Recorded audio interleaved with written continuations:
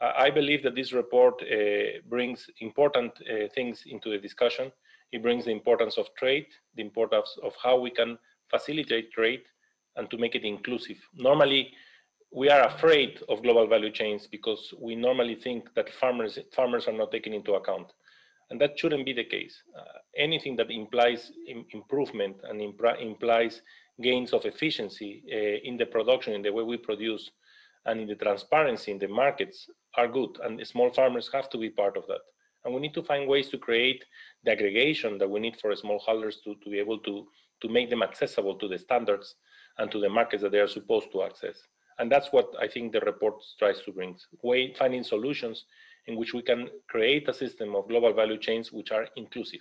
That's the way to move, not to exclude. And we shouldn't be afraid of that. We should be positive to that and trying to bring the needed innovation, the needed data and the big data, and the needed technologies and the needed governance, what we call the complements, the governance to make this happen in the best possible way.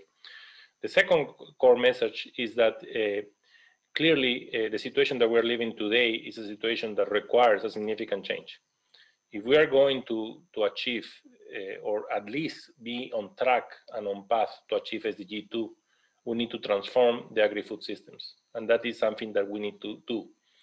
And trade plays a crucial role for that, as also working and increasing productivity within the countries. But trade can be global, and as the director said, it can be inter-regional and within a country.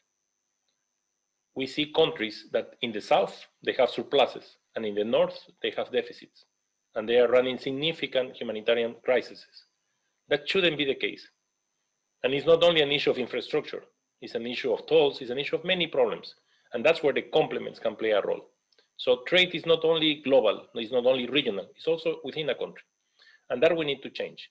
We need to put a significant effort in trying to assure that.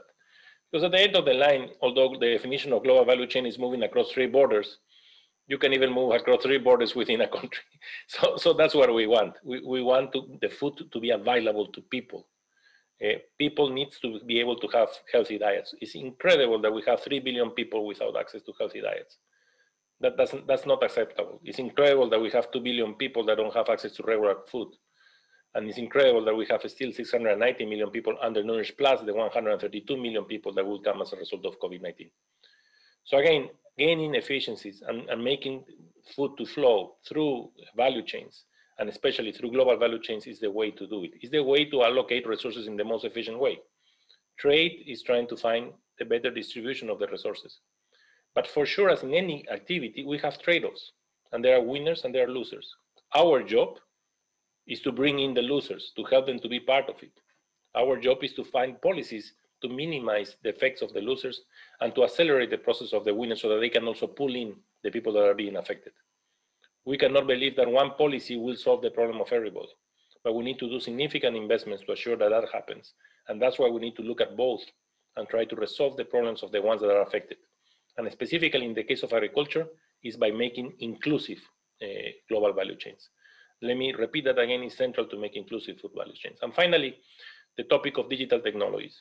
Now, people talk about digital technologies that this is the panacea and it will save the world. They won't do it by itself.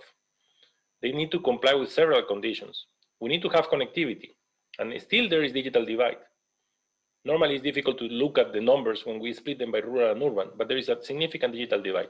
Technology is evolving very fast, and that is helping enormously. We have more cellular phones than populations right now. The cellular phones are growing faster than the population growth, and in absolute numbers, we surpass the population that we have now. But it's not all distributed evenly. Inequalities are there, and that's where the complements need to come. We need to find ways to give access to technologies to all the people, all the farmers, so that they can do the transactions. But that requires also capabilities, how they can use them if they don't know how to write and read, how we can improve the capabilities so that we provide technologies that they can use and that are adapted to their needs. And content. The information we put in these technologies should be what they need to have to be able to implement. We need to find and use this technology in the best possible way. And it's not only for prices, it's for information, for traceability, for making decisions.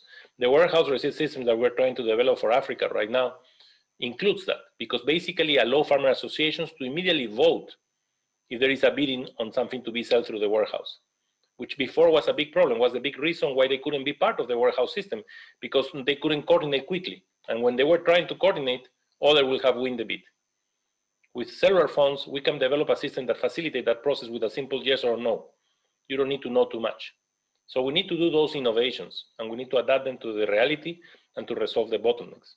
And that's exactly what, with the guidance of the Director General, we're trying to do at FAO with all the teams, trying to find ways in which we can bring practical solutions in the field to achieve what we need to achieve, to make farmers profit from their capabilities, from their potential, so that we can help them moving them out of poverty. And moving them out of poverty is not just putting them in the extreme poverty line of 125 PPP per capita.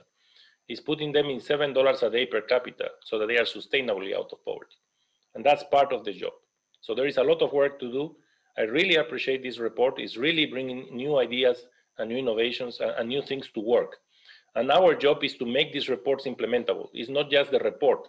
It's how we make these reports operational, how we work with our friends, our partners from the World Bank, from the African Development Bank, the Asian Development Bank, and all the MFIs, which can help to implement these things.